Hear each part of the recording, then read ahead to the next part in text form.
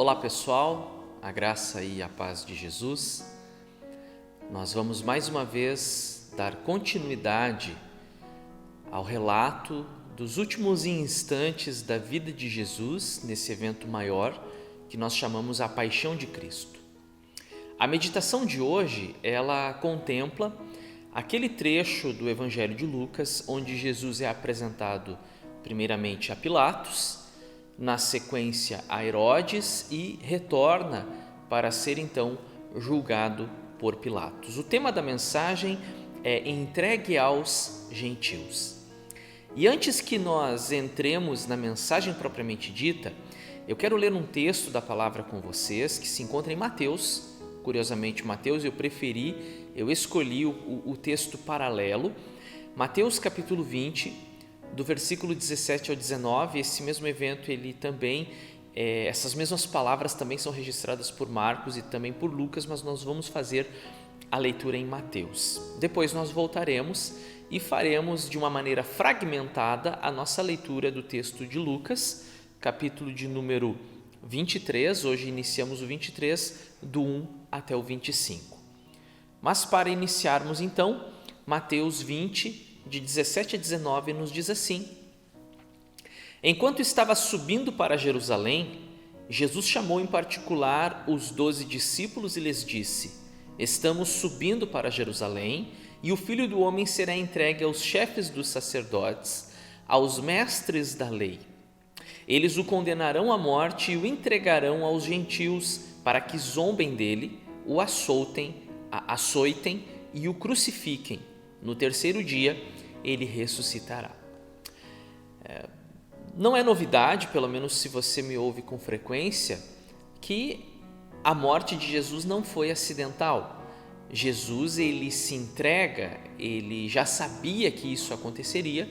Os profetas já haviam anunciado a sua morte e ele próprio, durante o seu ministério, ele deixa isso claro aos seus discípulos. Eles não entenderam e os próprios evangelistas nos contam esses detalhes de que durante o ministério de Jesus, quando ele falava em morte, os seus discípulos não entendiam isso, eles foram entender só após a ressurreição.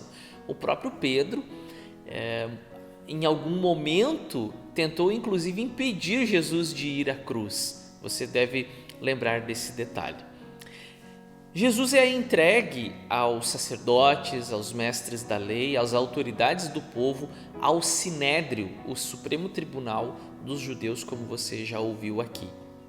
Agora o texto de Mateus nos fala que Jesus seria entregue aos gentios. Quem eram os gentios? Que grupo, que etnia, que povo era esse? Então, se você não tem tanta intimidade com o texto sagrado, com o texto bíblico, eu vou explicar para você. O gentil ou os gentios no plural eram todos aqueles povos, independente da região, etnia, todos os povos que não faziam parte da comunidade de Israel, que não era o povo escolhido, por exemplo. Então, nos dias de Jesus, os romanos que dominavam o mundo, para os judeus eles eram gentios. Há alguns séculos antes, eles foram dominados pelos gregos, também considerados gentios, pelos persas, pelos babilônicos, pelos assírios, no período do reino dividido.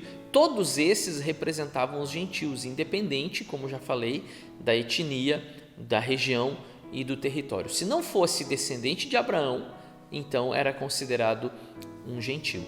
E os judeus, eles tinham tanto critério, em relação a isso, que pessoas que vinham de mistura de etnias, como aconteceu, por exemplo, na região da Samaria, não eram considerados judeus, eles eram rejeitados pelo povo e então considerados, como você muitas vezes vai encontrar no Novo Testamento, samaritanos, desde os tempos de Esdras e Neemias, porque a Samaria foi povoada por pessoas vindas de outras regiões. Jesus deixou claro que ele seria entregue nas mãos dos gentios, ou seja, de pessoas de fora do país e que não faziam parte da linhagem de Abraão. muito curioso, porque os romanos, eles dominavam os judeus, eles julgavam, subjugavam os judeus, e os judeus entregam o seu Salvador, o seu Messias, o seu Rei, àqueles que lhe dominavam. Uma traição tamanha, ou seja, já não bastava o fato deles próprios terem traído o Filho de Deus, o julgado, o condenado à morte, mas eles fizeram mais do que isso, eles entregaram nas mãos dos gentios.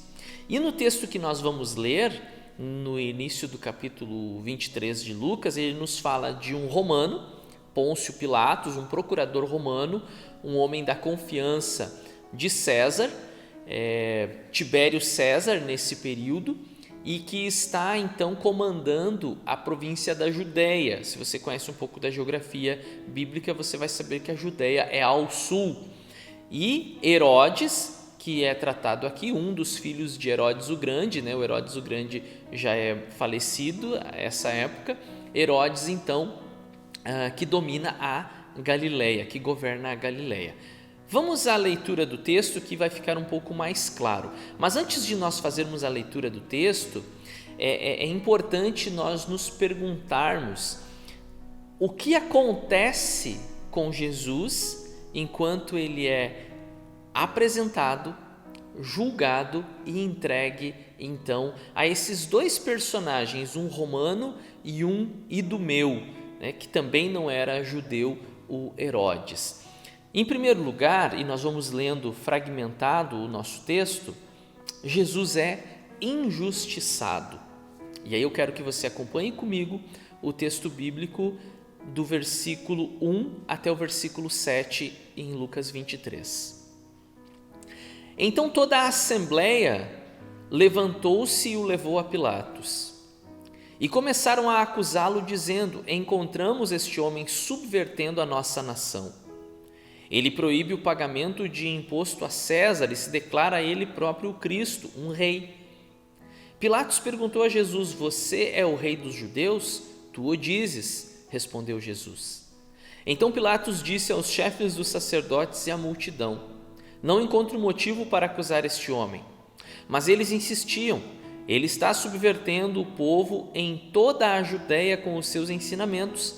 Começou na Galileia e chegou até aqui. Ouvindo isso, Pilatos perguntou se Jesus era galileu.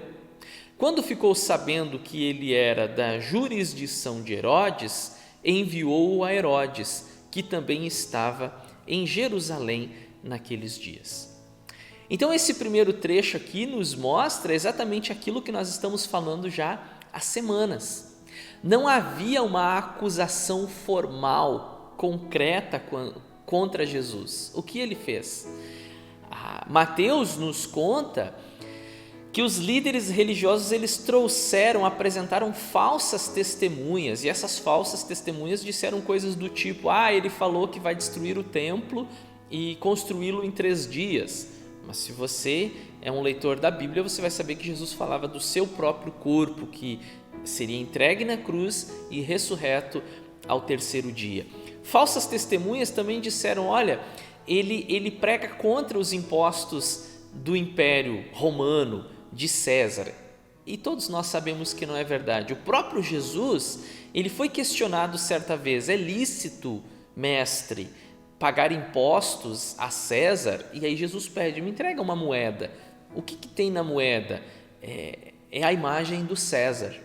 Então, dê a César o que é de César e dê a Deus o que é de Deus. Ou seja, ele não disse que não era para pagar impostos. Agora, ele está dizendo: pague os impostos ao governo, a César, mas entregue a sua vida a Deus, a sua adoração, o seu culto, a sua veneração a Deus. Porque nesses dias, além dos impostos, os povos dominados também estavam entregando a adoração a César. César estava sendo considerado então uma divindade, era o culto ao imperador que era inaugurado nesses dias. Jesus deixa claro: dê a César o que é de César, mas a Deus o que é de Deus. Portanto, Jesus foi injustiçado, não havia nada que se comprovasse contra ele motim, que ele estava subvertendo a nação, fazendo tumulto, nada disso, muito pelo contrário, ele muitas vezes apaziguou, acalmou os ânimos, apenas fazia o bem, curava os enfermos, pregava a sua mensagem, a mensagem de salvação, multiplicava o pão, fazia milagres, fazia o bem. E aí eu tenho 2 textos que então quero compartilhar com vocês, ambos na primeira epístola de Pedro, que nos comprovam. Pedro, aquele Pedro que esteve com Jesus, que o negou, mas que depois se torna um personagem tão importante no desenvolvimento da igreja e que, na sua contribuição com a literatura sacra, ele deixa claro em 2 momentos. Primeiro, capítulo 2, versículo 22. Ele não cometeu pecado algum e nenhum engano foi encontrado em sua boca. E depois, no 3:18, pois também Cristo sofreu pelos pecados uma vez por todas, o justo pelos injustos, para conduzir-nos a Deus. Ele foi morto no corpo, mas vivificado no espírito. Nesse primeiro ponto, então, eu quero trabalhar com vocês essa ideia, que para nós ela é uma verdade absoluta. Jesus foi injustiçado, não teve pecado, não teve acusação legítima contra ele, foram injúrias, foram falsas acusações, mas ele assume o nosso lugar. E a condenação que deveria vir sobre as nossas vidas, Jesus recebe sobre si, como disse Pedro, o justo pelos injustos. Ele se permite a condenação, ele se permite o julgamento e o juízo no meu e no seu lugar. Jesus foi injustiçado. Em segundo lugar, nós encontramos então no trecho de 8 a 12 que Jesus foi, além de injustiçado, ele foi também humilhado. Leia comigo o que nos diz a palavra do Senhor. Quando Herodes viu Jesus, ficou muito alegre porque havia muito tempo queria vê-lo, pelo que ouvira falar dele. Pelo que ouvira falar dele, esperava vê-lo realizar algum milagre. Interrogou-o com muitas perguntas, mas Jesus não lhe deu resposta. Os chefes dos sacerdotes e os mestres da lei estavam ali acusando-o com veemência. Então Herodes e os seus soldados ridicularizaram-no e zombaram dele. Vestindo-o com um manto esplêndido, mandaram-no de volta a Pilatos. Herodes e Pilatos, que até ali eram inimigos, naquele dia tornaram-se amigos. Um curioso momento na vida de Jesus, quando ele está então agora frente a frente com Herodes, o governador da Galileia, da sua região. Jesus, que nasce na Judéia, mas se desenvolve, cresce, se estabelece na Galileia e começa o seu ministério na Galileia, ainda não estivera frente a frente com Herodes. E o texto nos diz que o rei Herodes há muito tempo queria vê-lo pelo que ouvia falar dele e esperava vê-lo realizar algum milagre. Eu quero fazer uma breve reflexão aqui, uma análise. Quantas pessoas correm atrás de um Jesus do milagre? Quantas pessoas enchem catedrais, igrejas, espaços de culto, porque querem ver algum sinal? Estão necessitadas de alguma coisa, seja por um problema financeiro, seja por um problema de saúde, seja até mesmo por um problema nos seus relacionamentos, na sua vida, na sua família, e correm atrás desse Jesus do milagre. Sim, Jesus ele opera milagres, ele faz milagres, mas a pergunta é: qual a nossa motivação ao buscarmos Jesus? Num primeiro momento, parece que Herodes está interessado em Cristo. Uma primeira leitura nos faria pensar, e se nós fizéssemos a leitura incompleta, se fôssemos até o versículo 10, talvez, nós pensaríamos: puxa, Herodes estava com seu coração aberto para receber Jesus. Mas sabe o que acontece com aqueles que buscam o Jesus do milagre, o Jesus da cura, o Jesus da bênção, e não alcançam nem o milagre, nem a cura, nem a bênção? Eles viram as costas para Jesus, porque não era Jesus que eles estavam procurando as bênçãos que Jesus poderia lhes dar, os milagres que Jesus poderia realizar. O próprio Herodes, num primeiro momento, queria muito vê-lo, esperava ver algum milagre, mas logo em seguida, ao não ouvir nenhuma resposta de Jesus, ele começa a zombar de Jesus. Herodes, versículo 11, Herodes e seus soldados ridicularizaram-no e zombaram dele. Vestindo-o com um manto esplêndido, mandaram-no de volta a Pilatos. Aqui nós temos um detalhe de toda a humilhação de Jesus na sua paixão, nesses últimos momentos do seu sofrimento. Muitas outras situações de humilhação, de escárnio, de deboche, de agressão física, um cuspe no seu rosto, coisas terríveis que ele se sujeita e se submete em nosso lugar.